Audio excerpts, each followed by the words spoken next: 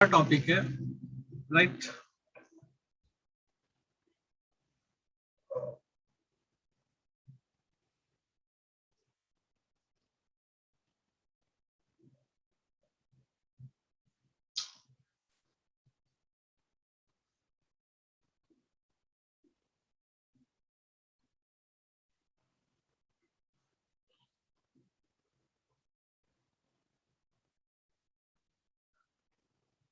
Okay, सो आज का topic है factors affecting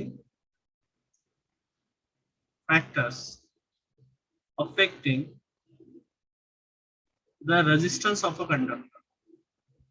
the resistance of a conductor, यानी हमने बताया था कि रेजिस्टेंस कौन से चार फैक्टर पे डिपेंड है, वो फैक्टर क्या क्या काम करता है, मतलब किस तरह से इस चीजों पे, मतलब रेजिस्टेंस पे किस तरह से अफेक्ट करता है वो देखेंगे।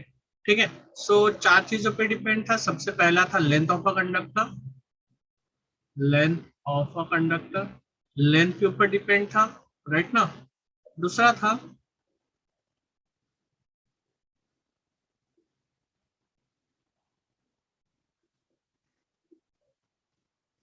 लेंथ के बाद था area of cross section,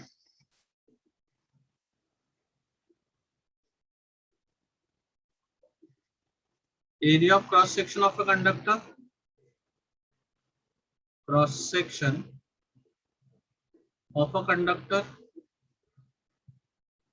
right ना। Area of cross section of a conductor जिसको हम थिकनेस भी कहते हैं, ओके, जिसको हम थिकनेस भी कहते हैं। तीसरा नेचर ऑफ द मटेरियल, यानी वो कंडक्टर किससे बना हुआ है, nature of the material of a conductor, material of a conductor. और चौथा है हमारा टेम्परेचर, चौथा है हमारा टेम्परेचर ऑफ अ कंडक्टर।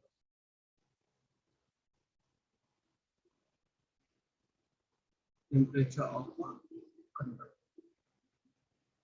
ठीक है, कंडक्टर के टेम्परेचर। ओके, एरिया और इसको दूसरे इसमें अगर और में कहा जाए तो थिकनेस ऑफ अ कंडक्टर, ठीक है, थिकनेस ऑफ अ कंडक्टर, ठीक है, थिकनेस ऑफ अ कंडक्टर भी आप लोग कह सकते हो। सो एज आप लोगों को पता है कि लेंथ ऑफ अ कंडक्टर यानी इसके ऊपर डिपेंड है, आर एल के ऊपर डिपेंड है, ठीक है। सो ध्यान देना, आर एल के ऊपर कैसे डिपेंड है, R is directly proportional to L, R is directly proportional to L. मतलब क्या है, आर अगर length of a conductor increase हुआ, इसका मतलब क्या है, if length is increases R also is increases, ठीक है। क्यों, ऐसा क्यों, मैं बता रहा हूं, रीजन बता रहा हूं, ठीक है। अगर लेंथ डिक्रीज हुआ तो रेजिस्टेंस डिक्रीज होगा, ठीक है, ऐसा क्यों। अब मेरे को बताओ, मेरे पास एक 1 मीटर का है वायर और एक 2 मीटर का वायर है, एक 1 मीटर का वायर है और एक 2 मीटर का वायर है। किसमें ज्यादा इलेक्ट्रॉन्स रहेंगे, फ्री इलेक्ट्रॉन्स किसमें ज्यादा रहेंगे, इसमें अगर 10 है या 3 है तो इसमें 6 होंगे, होंगे कि नहीं होंगे, राइट ना, होंगे ना। तो क्या होगा, कोलिजन किसमें ज्यादा होगा, कोलिजन किसमें ज्यादा होगा, इसमें कोलिजन ज्यादा होगा, इसमें कोलिजन क्या होगा, कोलिजन ज्यादा होगा, और इसमें क्या होगा, इसमें कोलिजन कम होगा। अब कोलिजन अगर ज्यादा हुआ मतलब रेजिस्टेंस क्या होगा, रेजिस्टेंस रेजिस्टिव प्रॉपर्टी भी ज्यादा होगा। कोलिजन अगर कम है तो रेजिस्टेंस भी कम है, मतलब सीधी सी बात है, लेंथ अगर ज्यादा हुआ तो क्या ज्यादा होगा बेटा, लेंथ अगर ज्यादा हुआ तो कोलिजन ज्यादा होगा, कोलिजन ज्यादा होगा तो रेजिस्टेंस भी ज्यादा होगा, ठीक है, अपोजिशन भी ज्यादा होगा, opposition of flow of electrons भी ज्यादा होगा। तो इसी तरह से लेंथ के साथ डायरेक्टली प्रोपोर्शनल होता है, राइट। तो इसका मतलब क्या होता है, अगर इफ लेंथ इज इंक्रीज्ड, अगर अगर मैंने लेंथ को डबल किया, लेंथ को डबल किया तो डायरेक्टली प्रोपोर्शनल है, तो आर भी क्या हो जाएगा, डबल हो जाएगा, होगा कि नहीं होगा, राइट। अगर वही मैंने अगर लेंथ को आधा किया, किसको आधा किया, लेंथ को आधा किया, लेंथ को आधा किया तो रेजिस्टेंस भी क्या हो जाएगा बेटा, रेजिस्टेंस भी आधा हो जाएगा। समझ में आ गया? समझ में आ गया? हाँ ना बोल दो, मुंडे हिला दो। चलो बढ़िया, वेरी गुड। ठीक है, मतलब in other words, if the wire, if same wire, if for a same wire, for a same wire, अगर सेम वायर है, शॉर्ट लेंथ है तो क्या होगा, रेजिस्टेंस क्या होगा बताओ? शॉर्ट लेंथ है तो रेजिस्टेंस क्या होगा? रेजिस्टेंस कम होगा। रेजिस्टेंस क्या होगा बेटा? कम होगा। अगर वही शॉर्ट लेंथ के जगह पे अगर लॉन्ग वायर रहा या लॉन्ग लेंथ रहा, राइट ना, लॉन्ग कंडक्टर या long length of a conductor रहा, तो इसका रेजिस्टेंस क्या होगा? रेजिस्टेंस क्या होगा? रेजिस्टेंस ज्यादा होगा। ठीक है, समझ में आ गया लेंथ के ऊपर कैसे डिपेंड करता है? आई थिंक यस, सबको समझ में आ गया होगा। चलो वेरी गुड। नेक्स्ट है एरिया ऑफ क्रॉस सेक्शन या थिकनेस, मतलब इसको एल से डिनोट करते हैं हम, इसको किससे डिनोट करते हैं? इसको करते हैं एल से डिनोट, इसको करते हैं आर ए से डिनोट, इसको हम ए से डिनोट करते हैं। ठीक है, तो रेजिस्टेंस जो है एरिया ऑफ क्रॉस सेक्शन या जिसको आप थिकनेस बोलोगे, थिकनेस के साथ कैसा प्रोपोर्शनल है? इनवर्सली प्रोपोर्शनल है। आर इनवर्सली प्रोपोर्शनल है किसके साथ बेटा? ए के साथ इनवर्सली प्रोपोर्शनल है। ए के साथ कैसा है? इनवर्सली प्रोपोर्शनल है।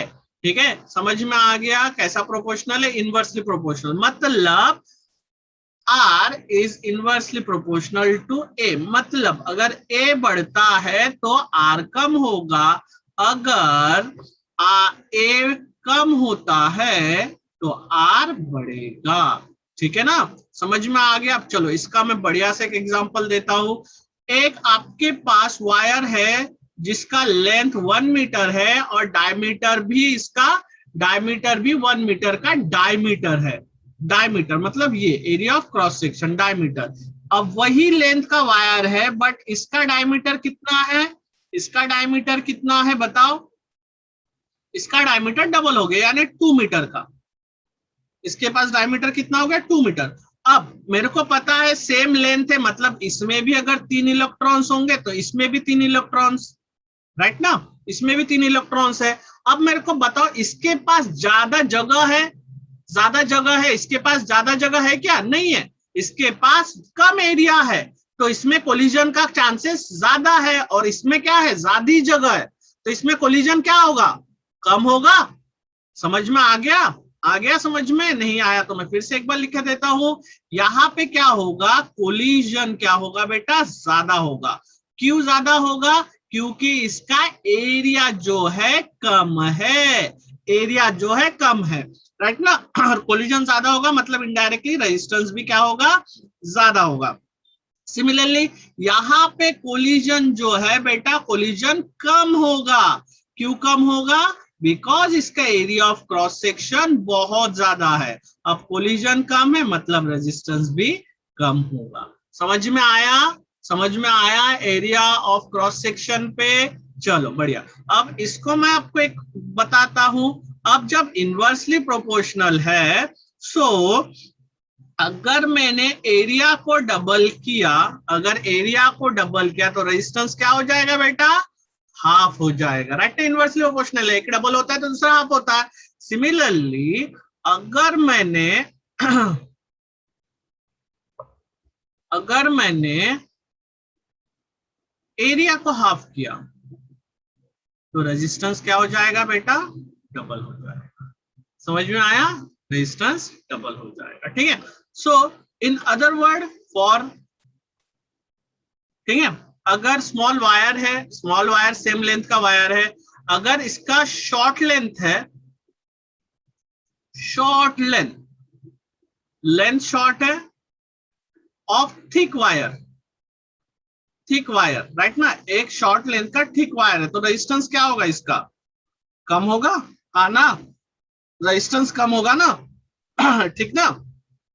अगर वही यहाँ पे लॉन्ग लेंथ है, अगर लॉन्ग लेंथ है ऑफ थिन वायर, एक पतला वायर है, थिन है, थिन मतलब area of cross section, thick मतलब एरिया ऑफ क्रॉस सेक्शन ज्यादा, थिन मतलब एरिया ऑफ क्रॉस सेक्शन कम, इसका रेजिस्टेंस क्या होगा बेटा, रेजिस्टेंस हाई होगा।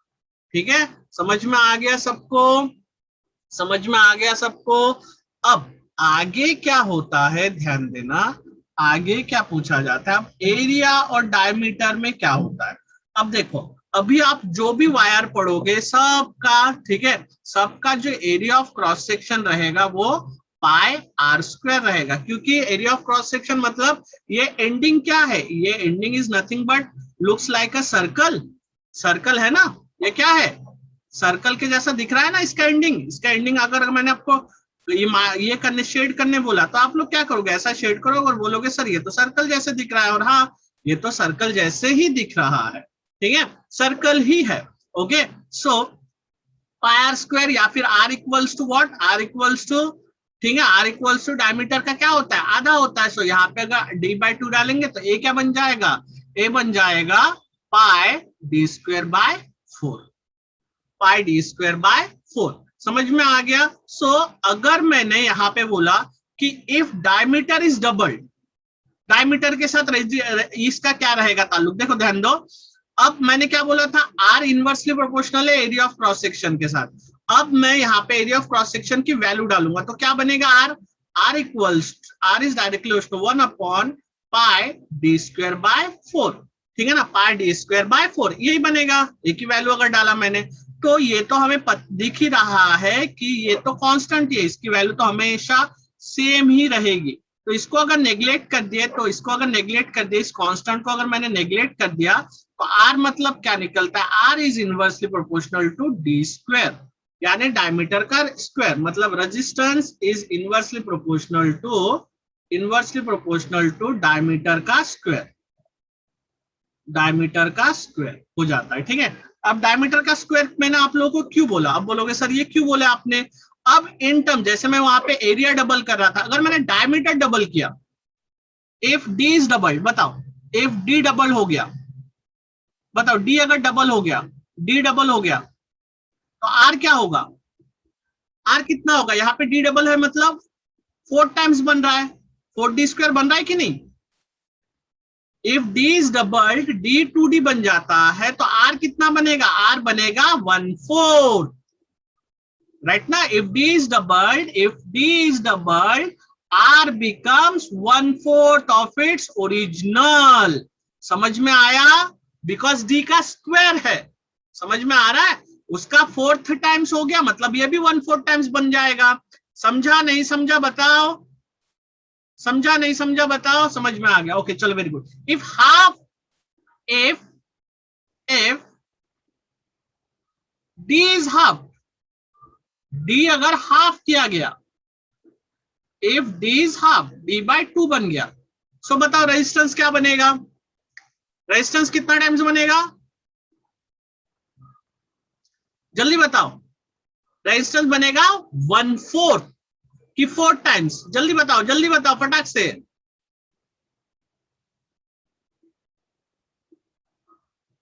कितना बनेगा, 4 टाइम्स ना भाई, देखो ये ऊपर चले जाएगा, ये क्या बनेगा 1/d स्क्वायर और बाय 4, तो ये 4 ऊपर चले जाएगा, तो ये कितना बनेगा 4 टाइम्स बनेगा, समझ में आया, if d is half resistance becomes 4 times of its original, समझ आ गया, आना बोलो, चलो वेरी गुड।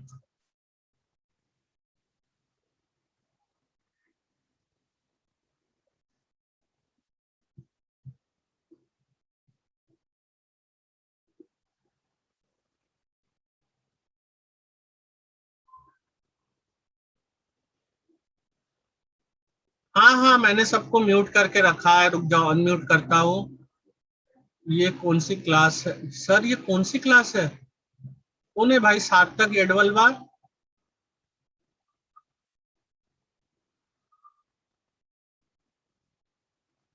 हाँ हाँ पार्थ, अनम्यूट कर देता हूँ, रुक जाओ सबको,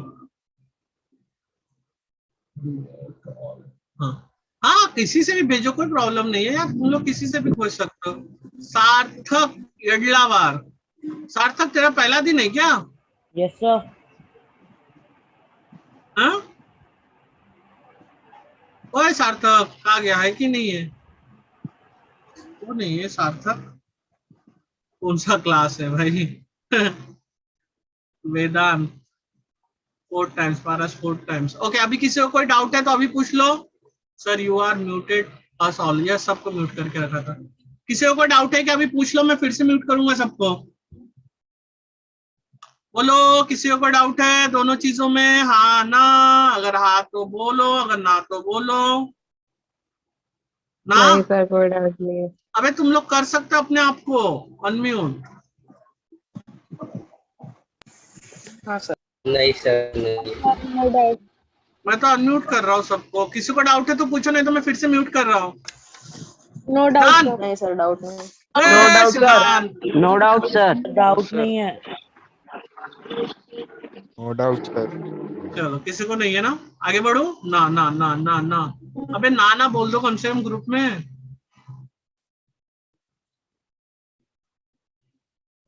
चलो ठीक है, नहीं है, म्यूट कर रहा हूँ सबको। ओके, सो नेक्स्ट,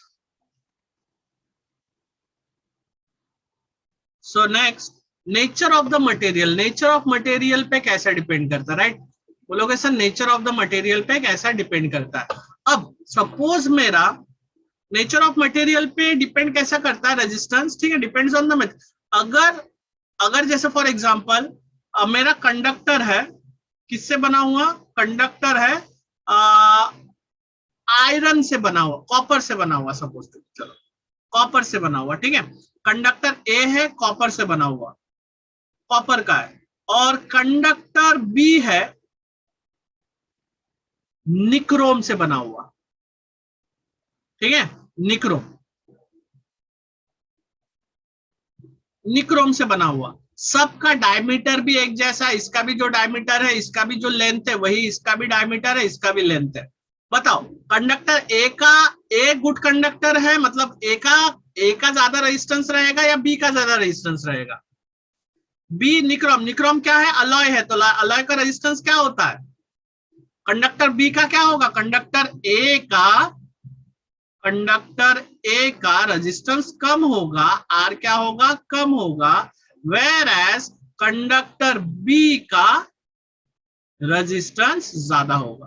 क्यों होगा ऐसा? बिकॉज नेचर, सीधी सी बात है, ये आपका प्योर है, प्योर मेटल, बट ये क्या है? आपका अलॉय है। सो जितना भी अलॉय होगा उसका, सीधी सी बात है, उसका क्या होगा? उसका रेजिस्टेंस ज्यादा होगा। ठीक है ना, समझ में आ गया? समझ में आया? ओके चलो, नेक्स्ट है रेजिस्टेंस टेम्परेचर पे कैसे डिपेंड करता है, ठीक है। ऑन इंक्रीजिंग द टेम्परेचर, ठीक है, ऑन इंक्रीजिंग द टेम्परेचर, यानी जब जब आप टेम्परेचर को इंक्रीज करोगे, on increasing the temperature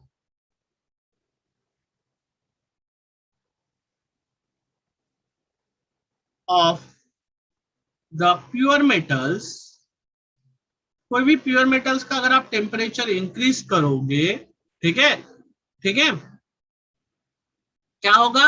resistance क्या होगा? रेजिस्टेंस क्या होगा बताओ? रेजिस्टेंस भी इंक्रीज होगा। समझ में आ रहा है?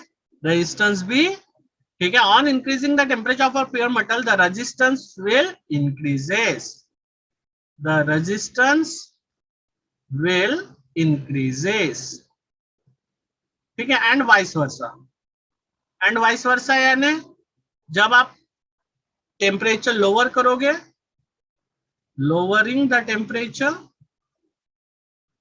लोअरिंग द टेम्परेचर, टेम्परेचर जब लोअर कर रहे हैं तो रेजिस्टेंस क्या होगा? Resistance will decrease, resistance will decrease.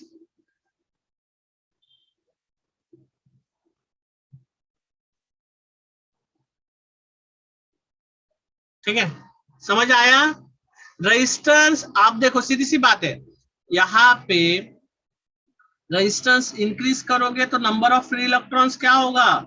Number of free electrons की वैल्यू क्या होगी? ये बढ़ेगी। टेम्परेचर बढ़ाओगे तो नंबर ऑफ फ्री इलेक्ट्रॉन्स बढ़ेगा, नंबर ऑफ फ्री इलेक्ट्रॉन्स बढ़ेगा तो कोलिजन, तो कोलिजन क्या होगा? कोलिजन बढ़ेगा, और कोलिजन बढ़ेगा तो क्या रेजिस्टेंस क्या होगा? रेजिस्टेंस भी बढ़ेगा। समझ में आया? समझ में आया? टेम्परेचर बढ़ाओगे तो नंबर ऑफ फ्री इलेक्ट्रॉन्स बढ़ेगा, नंबर ऑफ फ्री इलेक्ट्रॉन्स बढ़ेगा तो कोलिजन बढ़ेगा, कोलिजन बढ़ेगा तो रेजिस्टेंस भी बढ़ेगा। समझ में आ गया बेटा ये चारों फैक्टर? चैट सेक्शन में हाँ ना बोल दो एक बार, चैट सेक्शन में हाँ ना बोल दो, फिर हम आगे बढ़ते हैं। ओके चलो, वेरी गुड। ओके चलो चलो चलो चलो, शाबाश। नेक्स्ट नेक्स्ट है रेजिस्टिविटी। देखो अब ये अलग है, रेजिस्टेंस अलग है और रेजिस्टिविटी अलग है। एक हमारे लैंग्वेज में सीधे से शॉर्टकट लैंग्वेज में आप लोगों को रेजिस्टिविटी समझा देता हूं, रेजिस्टेंस समझा देता हूं। रेजिस्टेंस क्या बोल रहा था कि वो इलेक्ट्रॉन्स को आने नहीं देता, अलाउ नहीं करने देता, और रेजिस्टिविटी क्या बताता है कि कितने इलेक्ट्रॉन्स को आने नहीं देता है। समझ में आया? रेजिस्टेंस क्या बताता है? It opposes, it is a property of a conductor to oppose the flow of electrons. मतलब वो इलेक्ट्रॉन्स को फ्लो होने नहीं दे रहा, बट ये नहीं बता रहा कि कितना इलेक्ट्रॉन्स फ्लो होने नहीं दे रहा है। लेकिन रेजिस्टिविटी आपको बताता है, क्या बताता है? कि कितना इलेक्ट्रॉन्स वो अपोज करेगा। 10, 15, 20, 40, 1000, 10,000, 50,000। ठीक है, समझ आया? खाना बोल दो एक बार। ओके चलो, वेरी गुड। सो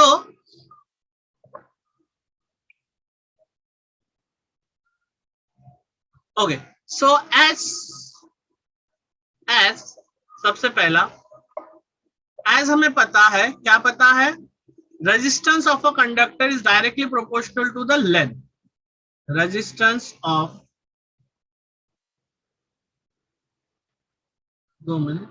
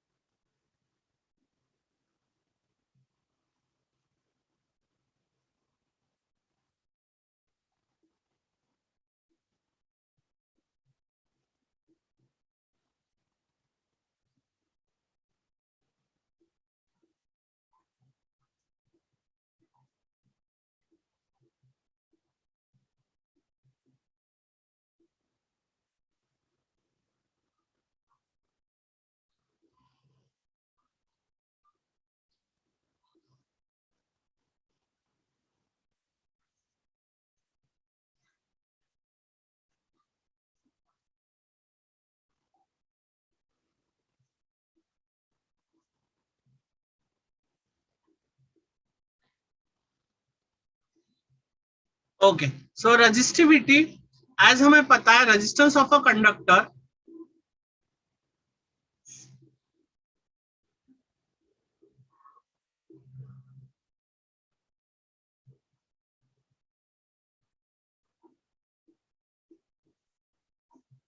शेयर हो रहा है क्या? दिख रहा है क्या आप लोगों को?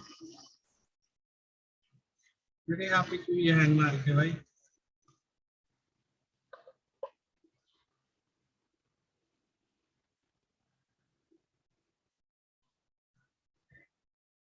Okay, so as resistance of a conductor is directly proportional to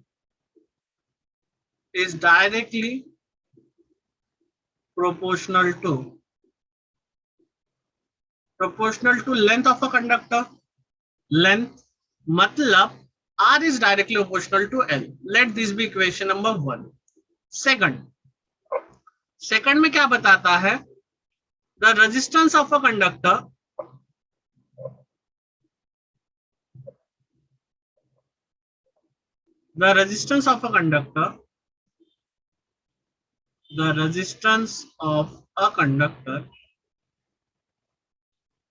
is inversely proportional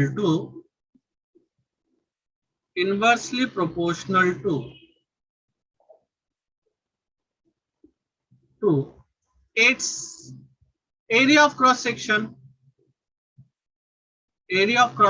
के इनवर्सली प्रोपोर्शनल है। मतलब क्या होगा, R is inversely proportional to A second. ठीक है, अब from 1 and 2, from equation 1 and 2 क्या बताता है, R is directly proportional to L by A। ठीक है ना, R is directly proportional to L by A। अब प्रोपोर्शनलिटी साइन को हटाना है तो K लगाते हैं, लेकिन यहाँ पे K नहीं लगाएंगे। R is equals to, this is our Greek letter rho, rho ऐसे लिखते हैं। ठीक है, rho L by A, where RHO rho is proportionality constant, is proportionality constant, and also called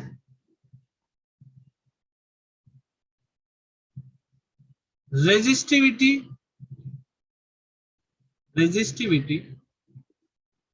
of a conductor, resistivity of a conductor।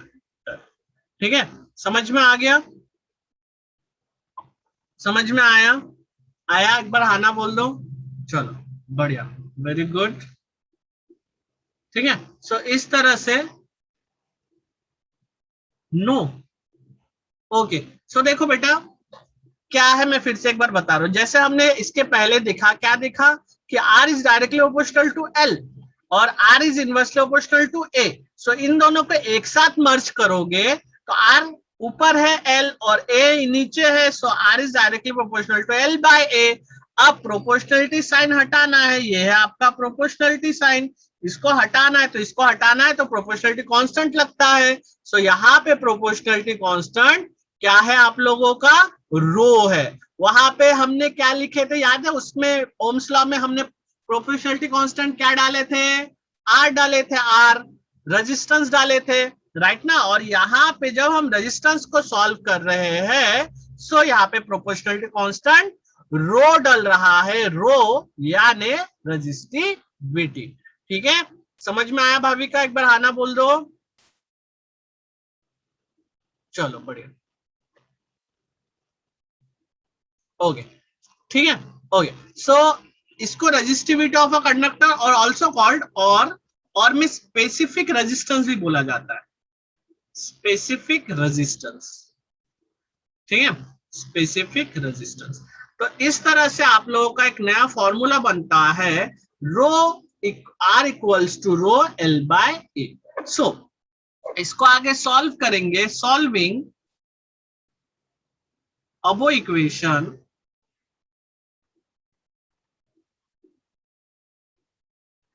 For resistivity यानी rho, रो के लिए ऊपर के इक्वेशन को हम सॉल्व करें तो बताओ क्या बनेगा, क्या बनेगा जल्दी बताओ।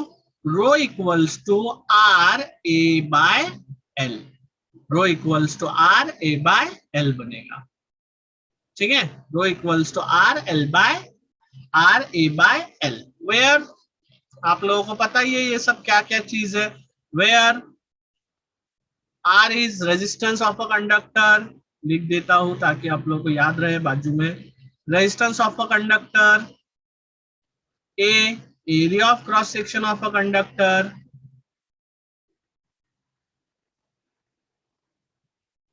Section of a conductor, and L length of a conductor.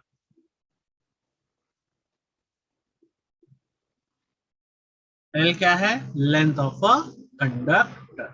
ठीक है, समझ में आ गया। ओके, अब इसका ऐसा यूनिट क्या आता है, ठीक है, इसका ऐसा यूनिट क्या होता है। सो चलो इसका ऐसा यूनिट सॉल्व करते हैं। ऐसा यूनिट ऑफ रेजिस्टिविटी यानी रो। सो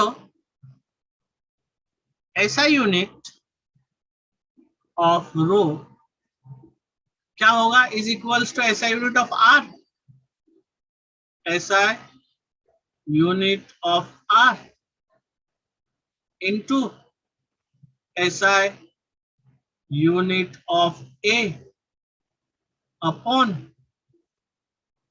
SI यूनिट ऑफ L, या यूनिट ऑफ L भी जिसको आप लोग बोल सकते हो, क्योंकि लेंथ है, लेंथ का यूनिट तो हमें पता ही है। ठीक है,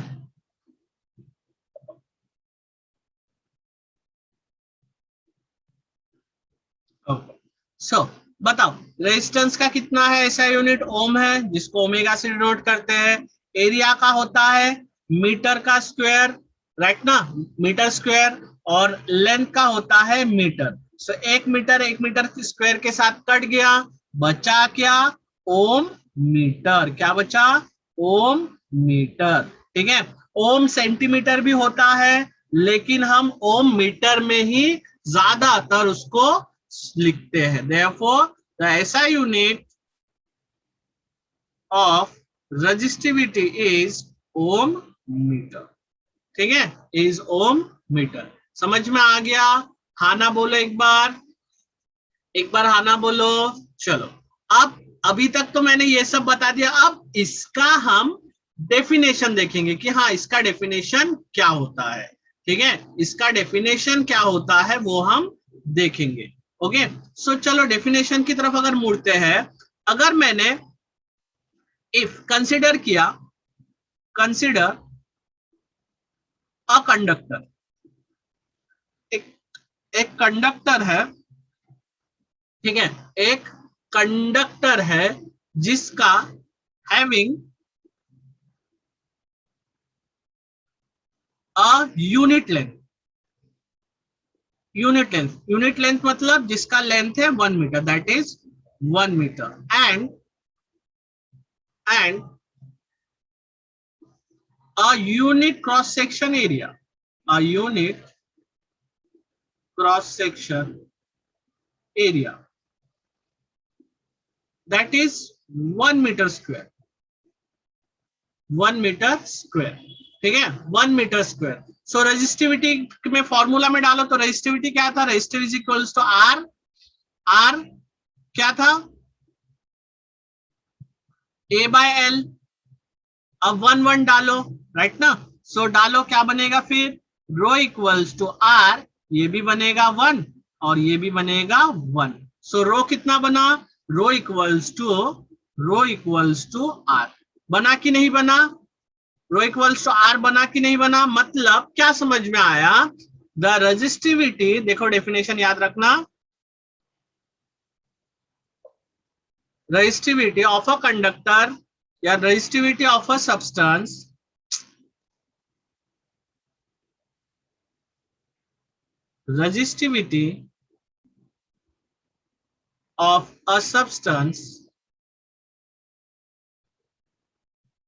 is numerically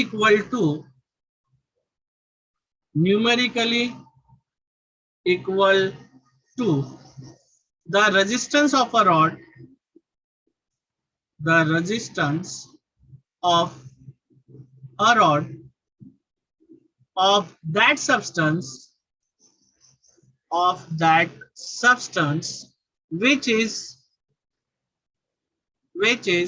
1 meter long, 1 meter long and 1 square meter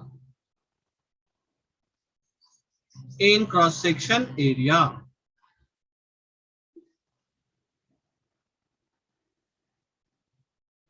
समझ में आया? रेजिस्टिविटी रेजिस्टेंस के बराबर क्या कब होता है, resistivity of a substance is equals to the resistance. ठीक है, रेजिस्टिविटी रेजिस्टेंस के इक्वल होगा तब जब वो सब्सटेंस का लेंथ 1 मीटर होगा और उसका एरिया ऑफ क्रॉस सेक्शन कितना होगा, 1 मीटर लॉन्ग, और area of cross section 1 metre square का होगा। समझ में आया? हाँ ना बोलो। चलो वेरी गुड। ठीक है, सो अब और एक फॉर्मूला बनता है, और एक ये बनता है, क्या बोलता है आपका डेफिनेशन बनता है, बट वो मैं लिखा के नहीं देता, वो क्यूब का है डेफिनेशन, छोटा सा है, याद हो जाता है झट से, लिखा देता हूं, अगर याद रहेगा तो आप लोगों के लिए बहुत अच्छा है। देखो, resistivity of a substance is numerically equal to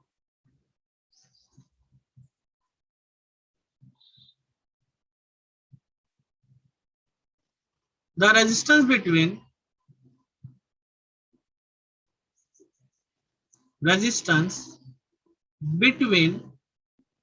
the opposite face between the opposite faces of 1 meter cube of the substance. 1 meter cube of the substance. 1 meter cube 1 metre cube का मतलब क्या होता है? जैसा लेंथ है 1 metre का और area है 1 मीटर स्क्वायर का, सो ये टोटल बनता है मीटर क्यूब, इसीलिए 1 मीटर क्यूब कहा गया है, इसीलिए 1 मीटर क्यूब कहा गया है।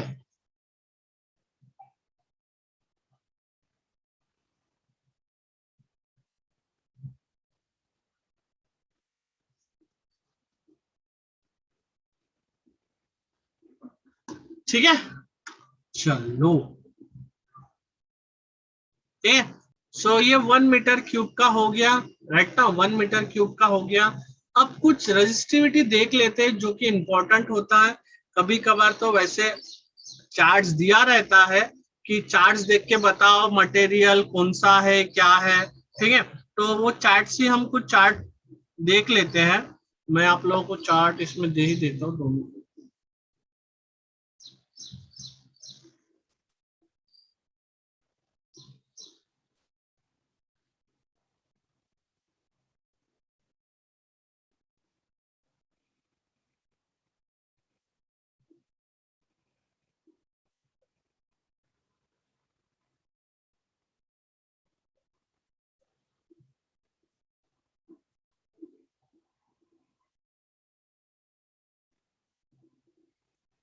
ठीक है, ये आप लोगों का सब्सटेंस है, ओके, ये आप लोगों का क्या है? सब्सटेंस है, ठीक है, और मेटल है, कंडक्टर है, सेमीकंडक्टर है। देखो रेंज याद रखना है, मोस्टली आप लोगों को इसमें पूछा क्या जाता है? रेंज। जैसे कंडक्टर का जो रेंज है, कंडक्टर का रेंज वो 10⁻⁻8 का है, ठीक है, कंडक्टर का रेंज। इंसुलेटर का रेंज होता है 10⁻10 से लेकर 10⁻, इंसुलेटर का जो रेंज होता है वो 10⁻10 से लेकर 10⁻17 का है, ठीक है, याद रखना रेंज माइनस में होता है। और आपका सेमीकंडक्टर का कोई भी मतलब 10⁻0 का होता है, 10⁻0 का रेंज होता है, 10⁻0 ओम मीटर का रेंज होता है, ठीक है।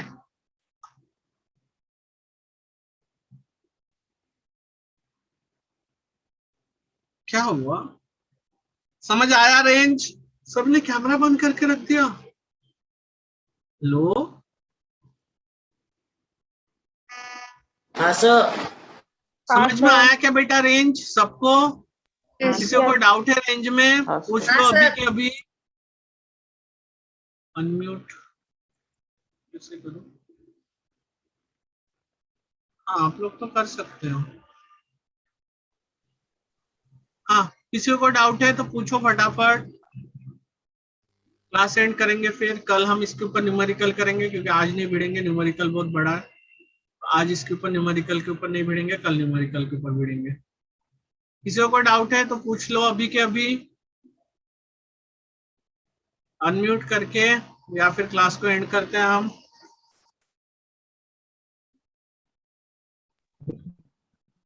किसी को नहीं है डाउट? याद करना पड़ता है पूरे वाले। सर आज टेस्ट देने वाले थे फ्लो पे, मेरे को पहले याद नहीं दिलाते हो? वाह भाई सही है। सर टेबल लिखना है। भुला बक्कड़ इंसान हो, याद नहीं रहता कुछ भी। हाँ